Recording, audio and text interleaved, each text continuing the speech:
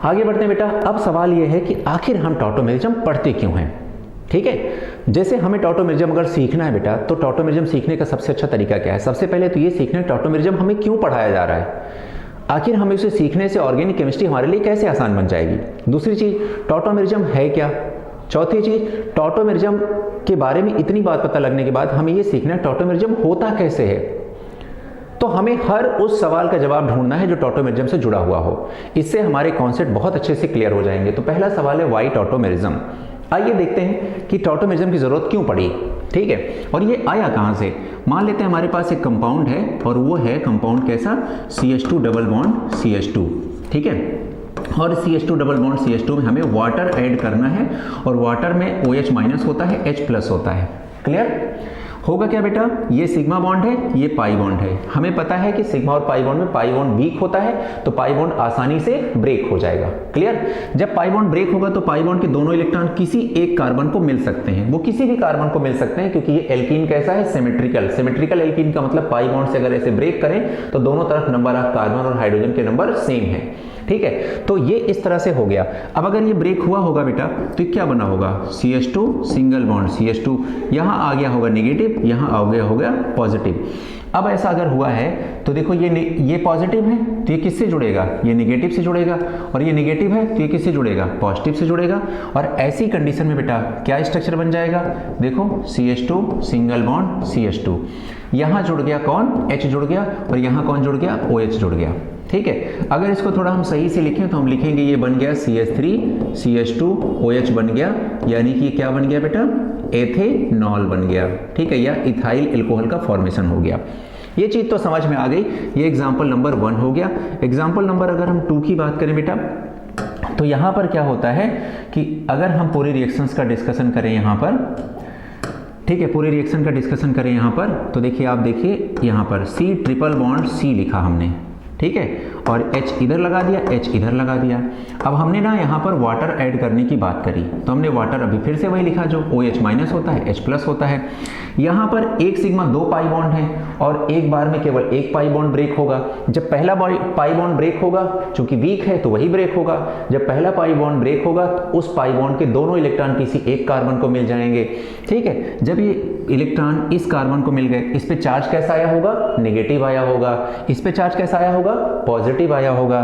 तो कंपाउंड कैसे बन गया होगा, CH positive double bond CH negative, ऐसा बन गया होगा।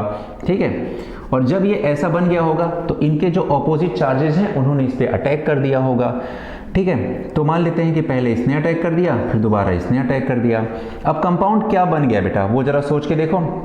कंपाउंड बन गया CH और यहाँ लग गया OH और यहाँ लग गया डबल बॉन्ड और यहाँ लग गया CH और यहाँ लग गया H। ठीक है, ये बन गया। क्लियर, इस फॉर्म को अगर हम देखें और पहचानने की कोशिश करें तो हम पाएंगे बेटा इसमें कार्बन कार्बन बीच में क्या पाया जा रहा है, डबल बॉन्ड, और ऐसे कंपाउंड को तो हम लोग बोलते हैं ईन। क्या बोलते हैं, ईन। और यहां पर पाया जा रहा है OH, क्या पाया जा रहा है, OH, जिसे कि हम क्या बोलते हैं, ऑल। क्या बोलेंगे, ऑल। तो एक्चुअल में कंपाउंड क्या बन गया, ईन ऑल। ठीक है, लेकिन प्रॉब्लम क्या है बेटा, जब हम इस प्रोडक्ट को ढूंढने गए तो ये प्रोडक्ट तो हमें मिला ही नहीं। ठीक है, एक्चुअल में क्या हुआ, ये प्रोडक्ट कन्वर्ट हो गया था किसी और में, और वो क्या था, इसका जो डबल बॉन्ड है, ये हाइड्रोजन यहां शिफ्ट हो गया और ये डबल बॉन्ड इनके बीच में लग गया। ठीक है, तो इससे कंडीशन में क्या हो गई, ये CH हो गया, डबल बॉन्ड O हो गया और सिंगल बॉन्ड हो गया CH3 हो गया। ठीक है, ये कंपाउंड बन के तैयार हो गया। इसका नाम तो बेटा एसिटाइलडिहाइड है ना, इसका नाम क्या है, एसिटाइलडिहाइड। अब जरा सोचने वाली बात है यार कि हमें तो ये पता था कि यहां पर जो कंपाउंड बनेगा वो तो इनॉल जैसा कुछ बनने वाला है, प्रोडक्ट में हमें दिख भी यही रहा है, मैकेनिज्म से हमें समझ में भी यही आ रहा है। तो समस्या इस बात की हो गई, फिर ये कैसे बन गया। यहीं से स्टार्ट हुआ टॉटोमेरिज्म के बारे में। इसे हमने बोला कीटो फॉर्म, इसे हमने बोला इनॉल फॉर्म। तो कीटो और इनॉल फॉर्म ये दोनों आपस में एक इक्विलिब्रियम में पाए गए, यानी कि कीटो से इनॉल में चेंज होता रहा और इनॉल से कीटो में चेंज होता रहा। ठीक है, तो यहां से एक नए तरह से आइसोमेरिज्म का डिस्कशन हुआ, क्योंकि दोनों का मॉलिक्यूलर फॉर्मूला सेम था, दोनों के स्ट्रक्चर डिफरेंट थे, तो ये एक तरह से स्ट्रक्चरल आइसोमेरिज्म या कॉन्स्टिट्यूशनल आइसोमेरिज्म का हिस्सा बन गया। ठीक है। अब सवाल आया कि ये इसमें कन्वर्ट क्यों हुआ होगा, ऐसे कौन कौन से फैक्टर होंगे जो इसके कन्वर्जन में हेल्पफुल होंगे, ये सारी बातें समझने की बात है। अब एक एक करके इन्हीं सवालों के जवाब हम क्रमवार देते रहेंगे और इस तरह से इस टॉपिक को हम बेहतर तरीके से समझने की स्थिति में होंगे। चलिए अगले टॉपिक पर अगले हिस्से पर चलते हैं इस क्वेश्चन के। अब टॉटोमेरिज्म चूंकि हमने स्टार्ट कर दिया है, हमें यह समझना पड़ेगा टॉटोमेरिज्म के बारे में छोटी छोटी बातें समझनी पड़ेंगी। जैसे सबसे पहले डेफिनेशन क्या है, compounds whose structures differ markedly in the arrangement of atoms but which exist in easy and rapid equilibrium are called tautomerism। ठीक है, कहने का मतलब ऐसे दो कंपाउंड जो आपस में किस तरह के फॉर्मेट में हो, आपस में एक दूसरे के साथ इक्विलिब्रियम में हो, बहुत रैपिड इक्विलिब्रियम होगा, कीटो से इनॉल, इनॉल से कीटो, फटाफट से ये चेंज देखने को मिलेगा। तो यहां पर हम इस तरह के दो स्ट्रक्चर के बारे में पढ़ेंगे। क्यों होता है, caused by the oscillation of hydrogen atom between two polyvalent atoms present in a molecule। अब आपको समझ में आ रहा होगा कि हमने अल्फा हाइड्रोजन क्यों पढ़ा। वही अल्फा हाइड्रोजन H+ के फॉर्म में निकलेगा, वही H+ एक से निकलेगा, दूसरे से जाके जुड़ेगा। तो इस तरह से हम लोग पढ़ेंगे कि एक H+ के बिहाफ पे किस तरह से दो स्ट्रक्चर आपस में डिफर हो सकती हैं और कैसे उसमें आपस में रिलेशन हो सकता है। अगला है, ये जो प्रोसेस होता है ये एक रिवर्सिबल इंट्रामोलिकुलर चेंज है। रिवर्सिबल भी है और इंट्रामोलिकुलर मतलब with in the molecule change होगा, किसी और मॉलिक्यूल की जरूरत इस चेंज के लिए नहीं पड़ेगी। Okay, exist in liquid and gaseous state, ये किस में एग्जिस्ट करता है, या तो लिक्विड में करेगा या तो गैसियस स्टेट में करेगा। सॉलिड स्टेट में इसके होने के चांसेस बिल्कुल ना के बराबर होंगे। ठीक है, क्योंकि जब ये इस तरह की स्टेट होगी तो आयंस को मूव करने के लिए एक मीडियम मिलेगा और मीडियम में ही आयन मूव करेगा बेहतर तरीके से, तभी एक फॉर्म से दूसरे फॉर्म में कन्वर्जन आसानी से हो सकेगा। आगे है, चूंकि बेटा इसमें क्या होगा, कैटायन मूव करता है, कैटायन मूव करता है और बॉन्ड चेंज हो जाते हैं। जो पहले डबल था वो सिंगल हो गया, जो सिंगल था वो डबल हो गया। बॉन्ड को हम लोग बोलते हैं डेस्मोस। डेस्मोस मतलब होता है बॉन्ड। ठीक है, क्या बोला मैंने, डेस्मोस मतलब होता है बॉन्ड। और ट्रॉपिज्म का मतलब होता है, अगर कहीं पर लिखा हुआ है ट्रॉपिज्म, तो ट्रॉपिज्म का मतलब होता है मूवमेंट, मूवमेंट है ना। तो डेस्मोट्रॉपिज्म मतलब बॉन्ड का मूवमेंट होगा। साथ में अभी मैंने बताया चूंकि इसमें H+ का मूवमेंट होगा, हाइड्रोजन मूव करेगा, हाइड्रोजन मूव करेगा तो H+ को हम लोग तो प्रोटॉन बोलते हैं, तो इसको हम क्या बोलेंगे, प्रोटोनोट्रॉपिज्म। क्या बोलेंगे, प्रोटोनोट्रॉपिज्म। H+ लेकिन कैटायन है इसलिए इसको बोलेंगे कैटाइनोट्रॉपिज्म। ठीक है, इसलिए इसके बहुत सारे नाम पढ़ेंगे, कैटाइनोट्रॉपिज्म, प्रोटोनोट्रॉपिज्म, डेस्मोट्रॉपिज्म। डेस्मोस मतलब बॉन्ड, इस वजह से। और एक डायनेमिक आइसोमेरिज्म भी इसे बोलेंगे क्योंकि ये रैपिड चेंज होता है एसिड उसमें, कीटो से इनॉल में और इनॉल से कीटो फॉर्म में। अगला है, कैसे कैटेलाइज कैसे होगा ये, अगर हमें कीटो से इनॉल बनाना है तो ऐसे कौन से फैक्टर होंगे जो आसानी से इसको कन्वर्ट कराएंगे। तो वो क्या है बेटा, ट्रेसेस ऑफ एसिड और बेस। थोड़ा भी ड्रॉप में एसिड या बेस डाल दोगे तो कीटो से इनॉल और इनॉल से कीटो आराम से बनता जाएगा। तो एज अ कैटलिस्ट हम 2-4 बूंद 2-4 ड्रॉप एसिड और बेस के इस्तेमाल कर लेते हैं। Also an example of tautomer of same molecular formula have different functional group। जैसा कि अभी आपने पीछे देखा भी कि एक में CO ग्रुप प्रेजेंट था तो एक में कार्बन डबल बॉन्ड कार्बन के साथ OH ग्रुप प्रेजेंट था।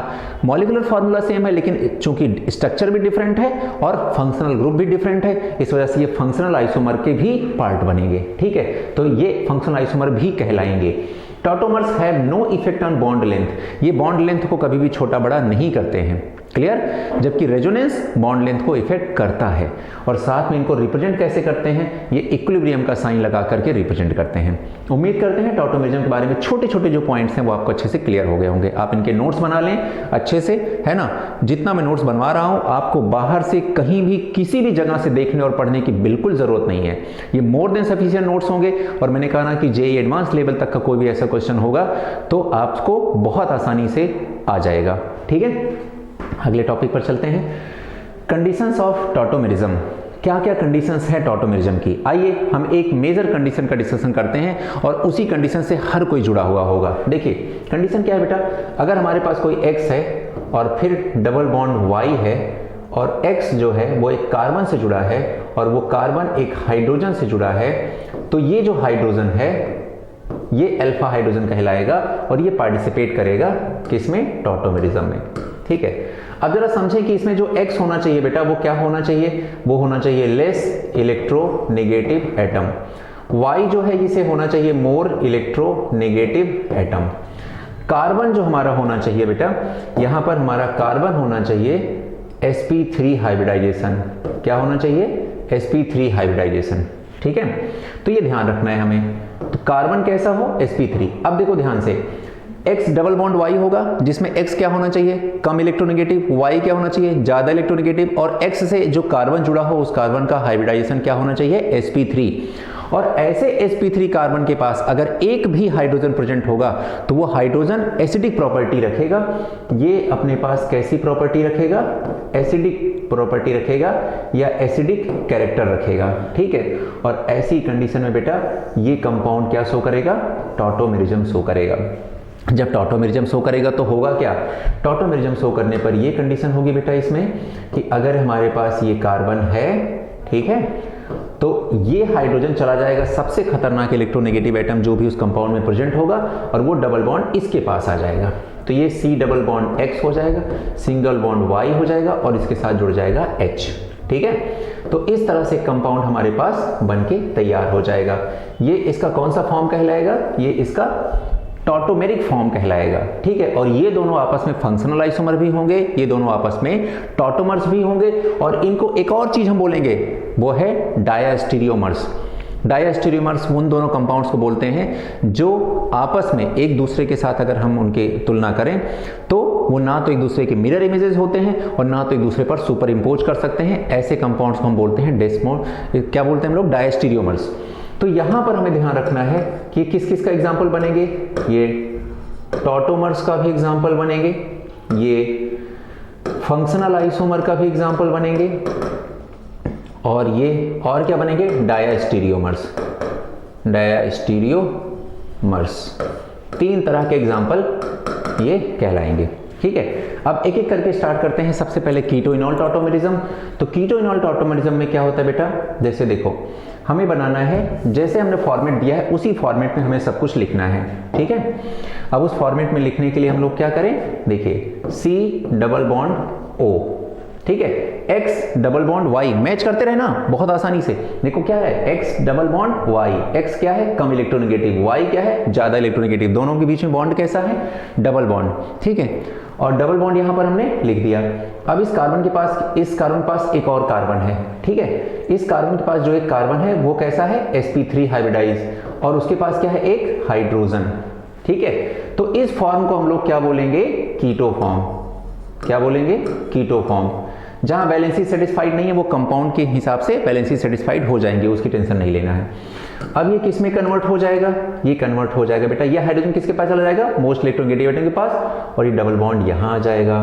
तो ये C डबल बॉन्ड C हो जाएगा, सिंगल बॉन्ड OH हो जाएगा, और इसके पास दो वैलेंसीज ऐसे खाली रहेंगी।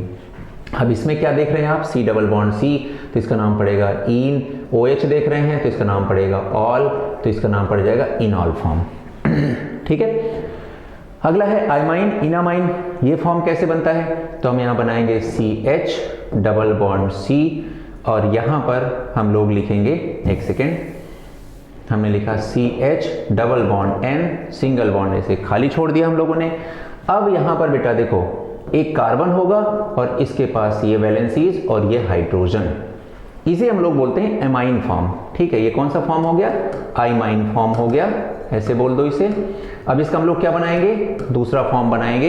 ये हाइड्रोजन कहां जाएगा बेटा, मोस्ट इलेक्ट्रोनेगेटिव एटम कौन है, नाइट्रोजन, तो डबल बॉन्ड कहां जाएगा, इस और इस कार्बन के बीच में, तो क्या बन जाएगा, C डबल बॉन्ड C बन जाएगा, CH सिंगल बॉन्ड N, और इसके पास कौन आ गया, H आ गया, और एक बॉन्ड ऐसा खाली रहेगा, ठीक है। और इसके पास भी दो वैलेंसीज अभी खाली हैं, ठीक है। इसे हम लोग क्या बोलते हैं बेटा, इन अमाइन। इन क्यों बोला, क्योंकि कार्बन डबल बॉन्ड कार्बन आ गया तो इन आ गया, और अमाइन डेराइव था तो इन अमाइन नाम पड़ गया इसका, ठीक है। अगला है नाइट्रोसो ऑक्साइन। तो अगर हमारे पास N है और डबल बॉन्ड ऑक्सीजन है, फिर से देखो बेटा मैच कराओ, X nitrogen, Y oxygen, oxygen is more electronegative than nitrogen, ठीक है। तो ये हो गया। अब यहां से जुड़ा हुआ एक कार्बन, कार्बन के पास एक हाइड्रोजन, हाइड्रोजन के कार्बन कैसा है, sp3, कार्बन कैसा है, sp3, सारे केसेस में कार्बन कैसा है, sp3, सारे केसेस में कार्बन कैसा है, sp3, और इस कार्बन के पास क्या है, हाइड्रोजन एक और दो वैलेंसी खाली हैं, ठीक है। अब क्या होगा बेटा, यहाँ पर ये कन्वर्ट होगा अपने दूसरे फॉर्म में। हाइड्रोजन कहाँ जाएगा, इसी कंपाउंड में मौजूद किसी खास इलेक्ट्रोनेगेटिव एटम पर, यानी कि हाइड्रोजन पहुंच जाएगा ऑक्सीजन पर और इसका डबल बॉन्ड कार्बन और नाइट्रोजन के बीच में आ जाएगा। तो ये carbon double bond nitrogen, single bond oxygen और इसके पास लग जाएगा हाइड्रोजन और यहाँ पर वैलेंसीज खाली।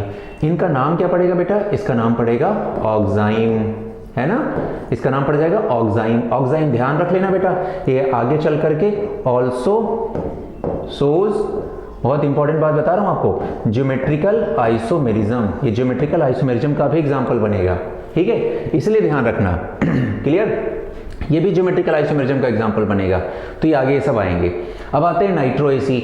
अब देखिए हमारे पास है कार्बन, ठीक है, कार्बन और एक है नाइट्रोजन, एक है डबल बॉन्ड ऑक्सीजन, एक है कोऑर्डिनेट बॉन्ड ऑक्सीजन, ठीक है। तो इसे हम कौन सा फॉर्म बोलेंगे, इसे हम बोलेंगे नाइट्रो फॉर्म। कौन सा बोलेंगे बेटा, नाइट्रो फॉर्म। तो ये हमारे पास नाइट्रो फॉर्म बन गया। इस कार्बन के पास एक हाइड्रोजन है जो कि एसिडिक हाइड्रोजन या अल्फा हाइड्रोजन है। अब हम क्या करेंगे, इसे कन्वर्ट करेंगे। हाइड्रोजन कहाँ जाएगा, इस कंपाउंड में मौजूद किसी खास इलेक्ट्रोनेगेटिव एटम, वो कौन है, डबली बॉन्ड ऑक्सीजन, क्योंकि ये X है, ये डबल बॉन्ड है, ये Y है। X कम इलेक्ट्रोनेगेटिव है, Y ज्यादा इलेक्ट्रोनेगेटिव है। X जुड़ा है कार्बन से, कार्बन कैसा है, sp3। sp3 वाले कार्बन के पास क्या है, एक हाइड्रोजन, ठीक है। तो बस अब ये carbon double bond nitrogen, single bond oxygen, इसके पास आ गया हाइड्रोजन और ये फिर ऐसे ऑक्सीजन और यहाँ पर दो वैलेंसी हमने ऐसे खाली छोड़ दी। अगर इसका नाम बेटा नाइट्रो फॉर्म है, इसका नाम क्या है, नाइट्रो फॉर्म, तो इसका नाम पड़ेगा एसी नाइट्रो। क्या नाम है, एसी नाइट्रो। अब ध्यान से देखना बेटा, आपको एक और चीज पता है, एसिडिक हाइड्रोजन। एसिडिक हाइड्रोजन किसे बोलते हैं हम लोग, एक ऐसा हाइड्रोजन, स्क्रीनशॉट लेना हो जिसे वो ले ले, ठीक है। चलिए, एसी नाइट्रो हमने यहां पर फॉर्म लिखा है। आपने एक टर्म पढ़ा है बेटा, एसिडिक हाइड्रोजन। एसिडिक हाइड्रोजन किसे बोलते हैं, ट्रिपली बॉन्डेड कार्बन, ऑक्सीजन, नाइट्रोजन और सल्फर से जुड़े हुए हाइड्रोजन को हम लोग क्या बोलते हैं, एसिडिक हाइड्रोजन। ऐसा एसिडिक हाइड्रोजन अगर किसी कंपाउंड में प्रेजेंट होगा तो वो बेस के साथ रिएक्शन करेगा और एक सॉल्ट का फॉर्मेशन करेगा या हाइड्रोजन गैस का वहां से निकलना दिखेगा हमें। तो ये बेटा देख रहे हैं आप, अगर इसके पास एसिडिक हाइड्रोजन है जो कि आपको यहां पर दिख रहा है, क्योंकि ये हाइड्रोजन किससे जुड़ा है, ऑक्सीजन से, तो ये एसिडिक हाइड्रोजन रखता है अपने पास, ठीक है, एसिडिक हाइड्रोजन रखता है और इस वजह से ये क्या होगा, बेस में सोल्यूबल होगा। बेस में क्या होगा, सोल्यूबल होगा, ठीक है। तो आगे से ये भी ध्यान रखें, ये भी प्रीवियस ईयर में पूछा गया क्वेश्चन है बेटा, कंपाउंड दे करके पूछेगा नाइट्रो के कि बताइए इसमें से कौन सा NaOH में डिसॉल्व हो जाएगा। तो आपको ये सोचना है कि कौन सा ऐसा नाइट्रो कंपाउंड है जिसका एसी नाइट्रो फॉर्म के पास एसिडिक हाइड्रोजन होगा और वो जाकर के डिसॉल्व होगा बेस के साथ, ठीक है। चलिए, बहुत अच्छे से कंडीशन समझ में आ गई। चलिए, दो और कंडीशन की बात हम लोग करेंगे आगे।